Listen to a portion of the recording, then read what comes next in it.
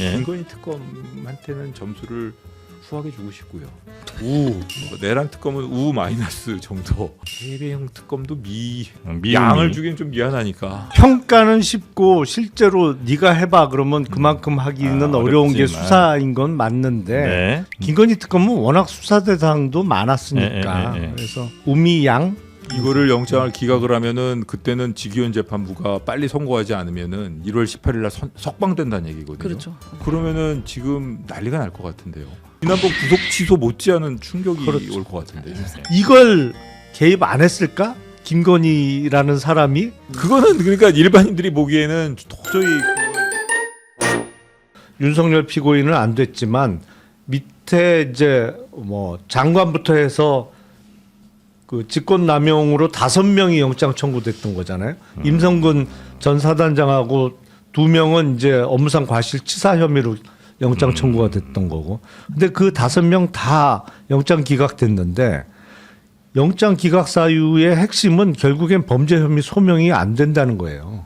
기본적으로. 근데 나중에 기소할 때 보니까 그 위에 윤석열 피고인까지 다 기소를 하긴 했던데 전 뭐 솔직히 말씀드리면 좀 실력에 대한 의문이 갑니다. 그래요. 근데 원래 순직 해병 특검 그 사건이 제일 어려운 법리적으로는 좀 까다로운 사건이지 않습니까? 처음 시작했을 때. 아니 사안은 제일 간단했죠. 사안은 제일 간단했는데 법리적으로 이게 물론 뭐 모든 수사가 쉬운 수사야 잘 없지만 네. 수사 과정에서의 또 문제도 그 되돌아보면 제일 까다로운 게 뭐라는 거예요, 우리? 그러니까 뭐 직권남용이라던가 혹은 이 과실치사라던가 이런 네. 법리 구성을 한다던가 이 공범관계라던가 혐의 입증을 하는 게 예.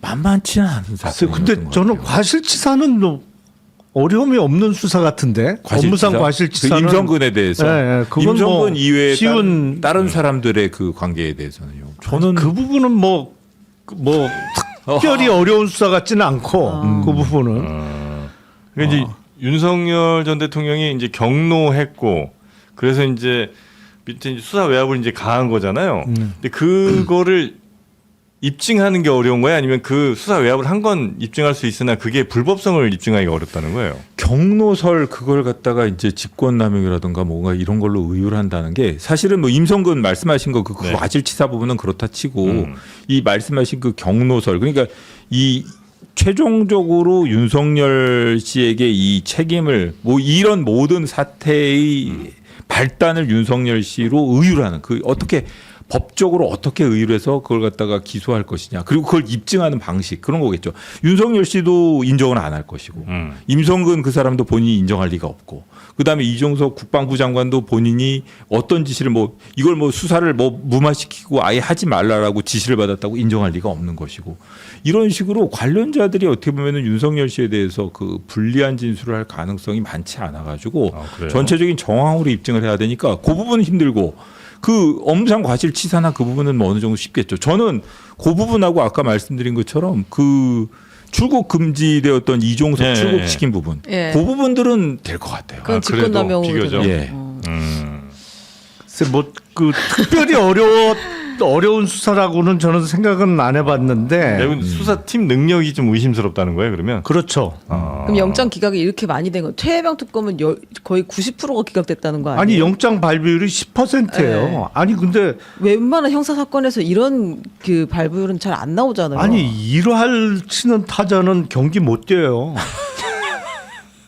그러니까 10개 청구했는데 하나 발부된 거잖아요. 너무 많이 청구한 거 아닐까요? 그냥 그것도 있고 제가 어느 부분이 가장 그 실망스럽냐면 이 수사 방해 의혹과 관련해서 종교계의 주요 인사에 대해서 압수수색을 했단 말이에요. 그래서 야 과감하다. 목사. 네. 아무것도 된 게 없어. 근데 압수수색만 하고 나서 압수수색 흐지부지 이후에 됐어 그냥. 이거 특검을 잘못 뽑은 거예요? 아니면 특검이 그 검사들 잘못 뽑은 거예요? 수사팀을? 제가 보기엔 둘 다인데요. 아니 근데 이게 물론 뭐 압수수색 해갖고 매번 성공할 수는 없습니다만 그 정도 어떤 사회적 영향력이 있는 사람을 압수수색할 정도면 이게 실패하면 안 되는 수사예요. 이게 실패했을 때 역공이 세게 들어와. 그 정도까지 감안하고 했어야지. 그렇겠네. 아니 그냥 확 질러놓고는 나중에 보니까 이게 소환 조사 한 번 안 됐어.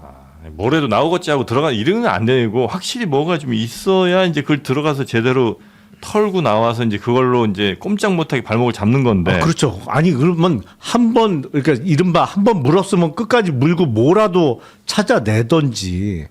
압수수색하고 저렇게 흐지부지하고 이미 끝났잖아요 수사가. 그렇죠. 네. 이게 역공이 세게 들어온 거예요 사실은 이미 알게 모르게. 제가 보기엔 가장 대표적인 역공의 사례라고 생각되는 게 누군가 그동안 이 우리 한미 정상회담 하기 전까지 내지는 관세 협상하는 중간에 누가 트럼프 대통령 귀에다 대고 계속 험담을 했어. 이 말 지금 무슨 말씀이시냐면 네. 그 해병 특검이 김장한 목사 압수수색한 거 말씀하시는 거죠? 그렇죠. 그리고 네, 그러니까 이제 여의도 순복음교회도 했고. 예, 그러니까 종교계가 네. 이제 임성근 구명 로비에 아마 네. 나섰다 요거를 확인하려고 했었는데 그래서 이제 트럼프 오기 전에 그걸 했었고 네. 그런데 결국에는 이거는 기소하지 못했죠. 관련자들을 뭐 추가 수사하거나 하지 못했다 이 말씀을 소환 지금 조사 하는 한 번 못했어요. 네, 소환에 불응하고 그냥 끝났죠. 네. 근데 그렇게 흐지부지 할 수 있는 대상이 아니거든요. 그럼 무서운 보다 분이죠. 네. 보다 신중하게 했어야지. 안 되겠다. 이거 지금 다 너무 어려운 상황이니까요. 그 하나만 저의 또 이제 궁금증 중에 하나가 이게 불안해서 여쭤보는 건데 그 윤석열 그 구속 기간이 1월 18일인가요? 끝나고 그 전에 지금 내란 특검이 마지막 일반이적으로 구속 영장을 추가로 청구한 상황이잖아요. 이게 27일인가 이제 심사를 하게 신문, 되는데 신문하면 그 전에 결과는 나올 거고. 근데 이거는 연장이 될 거라고 보세요? 안정적으로? 연장 되겠죠, 당연히. 저는 될 거라고. 이거를 영장을 기각을 하면은 그때는 지기현 재판부가 빨리 선고하지 않으면은 1월 18일 날 석방된다는 얘기거든요. 그렇죠. 그러면은 지금 난리가 날 것 같은데요. 그때까지 선고는 불가능한 거고. 지금 상황 보면. 그러니까 네. 그렇죠. 그러면은 당연히 1월 18일이 되면 선고도 못 할 것이고 석방을 한다는 것인데 그 27일 날이라 그랬죠. 신문하는 것이. 그날 신문하고 나면 바로 결과 나오지 않을까 싶은데요. 그날 결과가 어떤 결과가 만약의 경우에 영장 발부 안 하는 거로 결과가 나면은 그거는 참 네네네. 지난번 구속 취소 못지않은 충격이 그렇죠. 올 것 같은데요. 23일이네요. 네네. 알겠습니다. 그 끝으로 내란 특검, 김건희 특검, 최혜병 특검 수미안가 주시면 몇 점, 뭐 성적 어떻게 주세요? 저는 뭐 저기 의원님하고 좀 네. 생각이 다른데 네. 김건희 특검이 좀 보니까 좀 어렵기도 하지만 네. 김건희 특검한테는 점수를 후하게 주고 싶고요. 우쯤 줄까요 그러면? 수는 못 줄 것 같아요. 수는 안 되고. 예, 네. 우. 그다음에 저 내란 특검은 우 마이너스 정도. 미해요 미. 예. 미. 최혜병 특검은 최배영 특검도 미. 미 정도. 미 양을 주기엔 좀 미안하니까. 예, 저는 그래서 좀 네. 그런 정리 때문에 그냥 미. 예. 수미안가 어떻게 주세요? 내란 특검. 글쎄 뭐 이제 박하게 주시죠 뭐.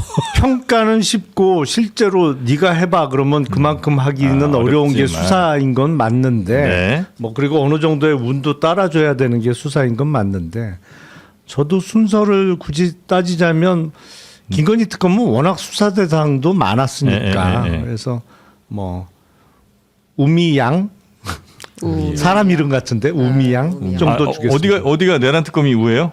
김건희 김건희 특검이 우. 그래요? 내란 특검이 미. 내란 특검이 최혜병 미. 특검이 양.